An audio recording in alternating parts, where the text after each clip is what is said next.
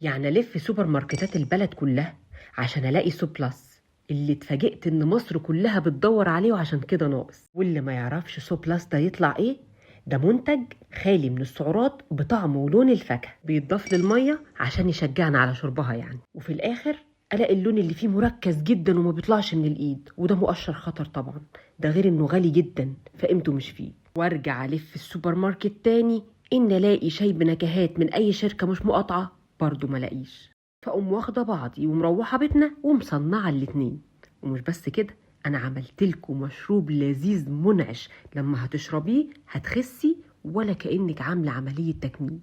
وهي الوزاره الجديده اتشكلت اهي، ولا شغلتوني وزيره اقتصاد ولا حتى صحه، بس زي بعض.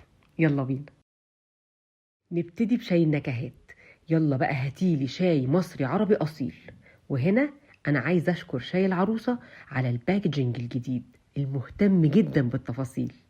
الاكياس دي بتمنع زيوت الطياره الموجوده في الشاي انها تطير، وبتكمره كده عشان ناخد منه اقصى نكهه. وبما ان الشاي مخلوق ما بيصدق يكرف اصلا، فهاتيلي طعم غذائي صحي بالفليفر اللي تفضليه، سواء فاكهه او مكسرات. ولو مش عايزه تكلفي نفسك حطي يا ستي حتى نقطتين فانيليا، ودخلي الباكت في كيس الحفظ تاني، واقفلي الكيس كويس عشان الشاي يكرف ريحة الفاكهة حلو. بقى رجعي العلبة تاني واعملي الشاي بطريقتك المعتادة، واستمتعي بشاي بنكهات بنفس تمن ابو مئات الجنيهات واللي مقاطعينه حتى الممات. ويا بقى على جماله الصبح لما يتعمل بلبن. وهنا عايزه الفت نظر الناس اللي بتعمل دايت ان ممكن تحليه بعشبة ستيفيا، ودي العشبة اللي لما بيكرروها بيستخرجوا منها سكر ستيفيا، وهي أرخص من السكر المكرر بكتير، ومع ذلك أكيد هي صحية أكتر. عيبها الوحيد بس إنها بتغير طعم الحاجة شوية. الناس الحرانة بقى يقدروا يحطوا الشاي بعد ما يبرد في قوالب وعلى الفريزر، ولما يتجمد يضربوه في الشيكر أو في الخلاط، فيبقى عندهم ألذ آيس تي بأحلى نكهات وبدون سعرات. على فكرة ممكن تعملي نفس الفكرة دي مع الشاي السايب، وممكن تنكهيه كمان بفانيليا أو ببرش ليمون أو قرفة أو جنزبيل أو قرنفل.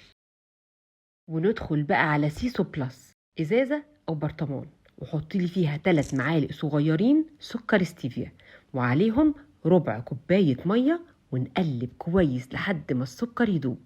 فنقوم ضايفين له 4-5 نقط كده من أي نكهة فاكهة صحية بنفضلها، وكم نقطة من لون الطعام اللي يمشي معاه. وبس كده، سو بلس بقى جاهز. كوبايتك الحلوة، تلجك اللذيذ، نقطتين سو بلس، شوية مية. ويا بقى لو استبدلنا المية العادية بمياه فوارة، وهي بتكون خالية خالص من السعرات، كده هنبقى اخترعنا مشروب غازي منعش بدون أي تأنيب ضمير ولا زعل. تعالي بقى أحولك المشروب اللذيذ ده لدواء تخسيس. معلقة من قشور السيليوم، ودي غالية قوي وبتتباع بالجرام، وعشان كده انا عملتها لكم في فيديو قبل كده، هحط لكم اللينك بتاعه في الكومنتات.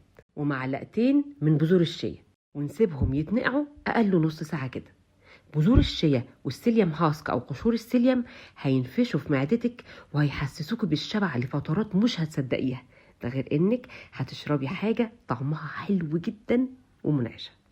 وعشان ما تكسليش تشربي المشروب الحلو ده قبل الوجبة بنص ساعة، اعملي كمية وحطيها في قوالب التلج بالشكل ده، هتسهل عليك الموضوع جدا. على فكرة بقى، وقت الفيديو خلص، بس أفكاري في تصنيع كل ما هو غالي أو مقاطع لسه ما خلصتش. اقترحوا عليا عايزيني أصور لكم إيه في الكومنتات. وفي النهاية خالص أنا عايزة أقولك، قريت كلمتين كده لمحمود درويش حلوين بس وجعوني قوي. الكلمتين دول بيقولوا: أنا بخير، ردود في المشاعر وكسر في الخاطر وبعض خدوش على الذاكرة. يقول الطبيب: لا شيء مميت، خلع في الروح فقط.